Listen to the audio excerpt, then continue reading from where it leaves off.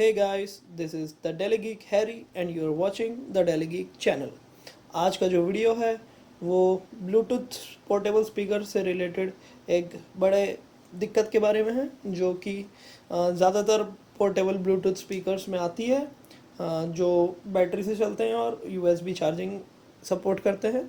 तो और ये वीडियो इस बोट स्टोन 1000 का एक लॉन्ग टर्म रिव्यू भी है, तो बने रहिए हमारे साथ and let's get started.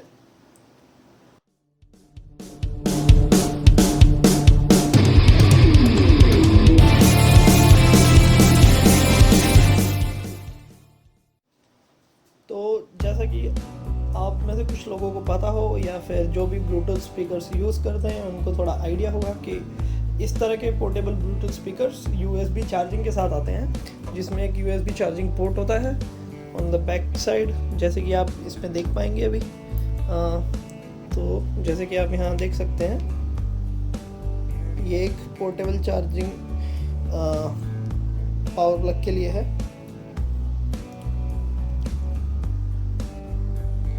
तो मैं आपको एक यहाँ पर इसका चार्जिंग केबल लगा कर दिखाता हूँ कि इसमें क्या इशू है।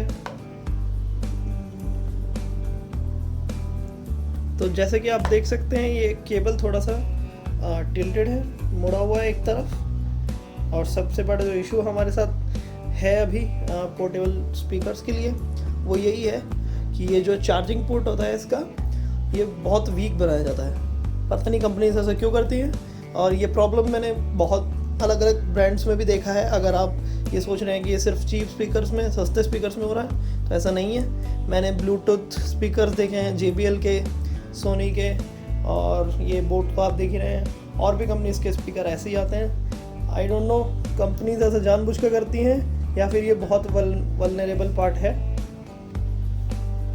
क्योंकि ये सबसे ज़्यादा यूज़ होने वाला पोर्ट है स्पीकर में। क्योंकि आप अगर एक वायरलेस स्पीकर ले रहे हैं तो आप उसे ज़्यादातर केबल से कनेक्ट नहीं करेंगे, आप उसे सिर्फ ब्लूटूथ पे कनेक्ट करेंगे। और ये जो चार्जिंग पोर्ट है यही ज़्यादा आपका कॉन्टैक्ट रहेगा इससे। लेकिन जब यही पार्ट इतना वीक बनाया जाता है कि जल्दी ख़राब हो जाता है, तो आई डोंट नो कंपनी ऐसा क्यों करती है। क्योंकि अगर आप स्मार्टफोन्स को देखेंगे जिसमें USB Type-B पोर्ट आते हैं चार्जिंग के लिए, वो अभी तक भी बहुत अच्छा काम करते हैं। वो ऐसे डैमेज नहीं होते, मुड़ते नहीं है एक तरफ, या फिर बिल्कुल अंदर नहीं चले जाते हैं। तो ये स्पीकर्स में ही प्रॉब्लम क्यों है, मुझे कोई आइडिया नहीं है।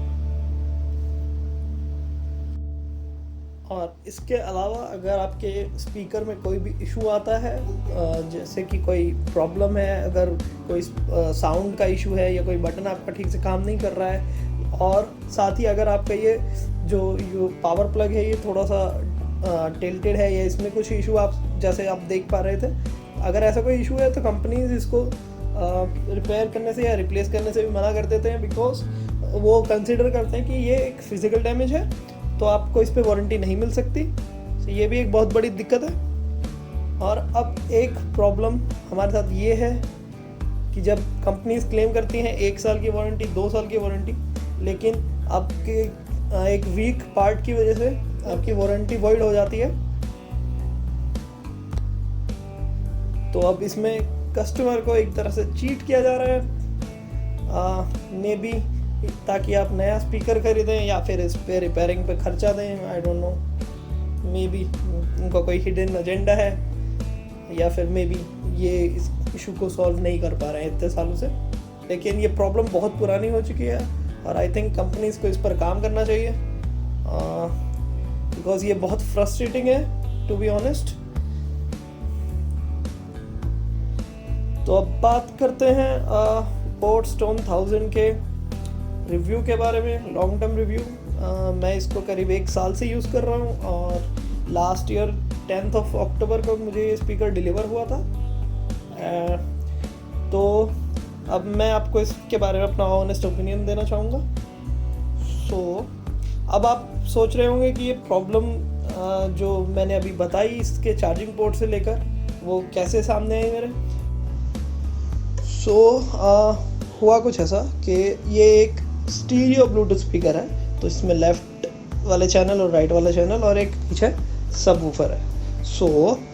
तो प्रॉब्लम ये हुई कि कुछ दिन पहले मैंने नोटिस करना शुरू किया कि जो राइट वाला स्पीकर है उसकी वॉल्यूम आउटपुट जो है उसका वो थोड़ा वीक आ रहा था और उसमें नॉइस भी आ रही थी।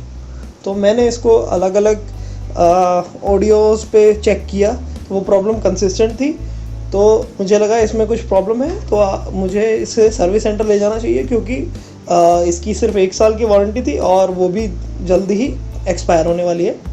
तो मैं इसे सर्विस सेंटर लेके गया, लेकिन जो ये USB पोर्ट है इसका चार्जिंग वाला, इसकी लेट्स से जब उन्होंने इसको चेक किया तो उन्होंने बोला कि ये डैमेज्ड है USB पोर्ट, तो इसकी वजह से वो स्पीकर को वारंटी में काउंट नहीं कर सकते, जो कि मैं अपने 3 घंटे लगाकर वहाँ गया, वहाँ मैं वेट किया लाइन में, एंड स्टिल आपको सुनने को मिलता है कि ये डैमेज्ड है, इसीलिए आपका स्पीकर अब रिपेयर नहीं हो सकता अंडर वारंटी, जो कि बहुत ज़्यादा फ्रस्ट्रेटिंग था। I don't know, may be आप कह सकते हैं मे बी मैं रफ़ यूज़र हूँ, लेकिन ये प्रॉब्लम बहुत वाइड स्प्रेड है, बहुत सारे स्पीकर्स में देखने को मिल रही है, सिर्फ एक कंपनी की बात नहीं है। तो मैं आपको दिखाता हूँ कि किस तरह के आउटपुट का इश्यूज आ रहे हैं मुझे स्पीकर से।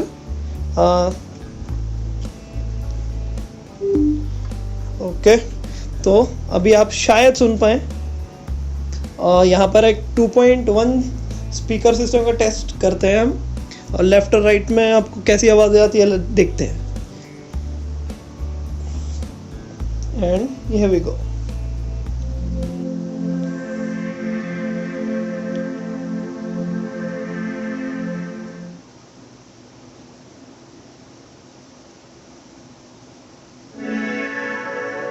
तो जैसा कि आप देख पा रहे हैं, राइट वाले स्पीकर से बिल्कुल आवाज़ नहीं आ रही।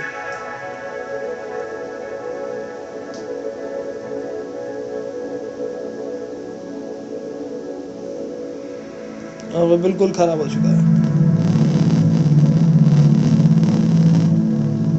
और आप नॉइस सुन पा रहे होंगे।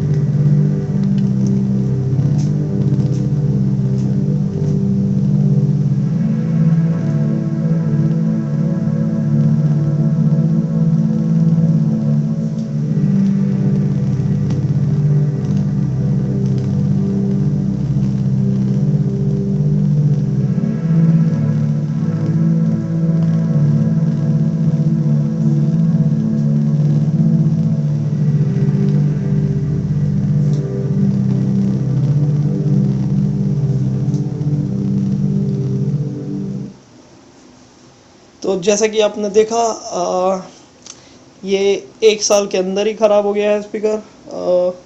राइट वाले स्पीकर में बिल्कुल आवाज़ आनी बंद हो चुकी है, और अंडर वारंटी होते हुए भी इस चार्जिंग पोर्ट की वजह से ये रिप्लेस या रिपेयर नहीं हो सकता। सो ये बहुत डिसअपॉइंटिंग है, बिकॉज इस स्पीकर का आउटपुट बहुत अच्छा था जब स्टार्टिंग में मैंने इसे यूज़ करना शुरू किया था, और ये ब्रांड जो है मैं करीब 2 साल से यूज़ कर रहा हूँ, अलग अलग प्रोडक्ट्स इसके, और मुझे काफ़ी पसंद आया था। लेकिन अगर लॉन्ग टर्म में इतने क्वालिटी इश्यूज आ रहे हैं तो आई डोंट नो हाउ, कैसे मैं इसको किसी को रिकमेंड करूँ या फिर खुद यूज़ करूँ। So that was my review guys. Okay, तो हम थोड़े टाइम बाद नेक्स्ट वीडियो में मिलेंगे।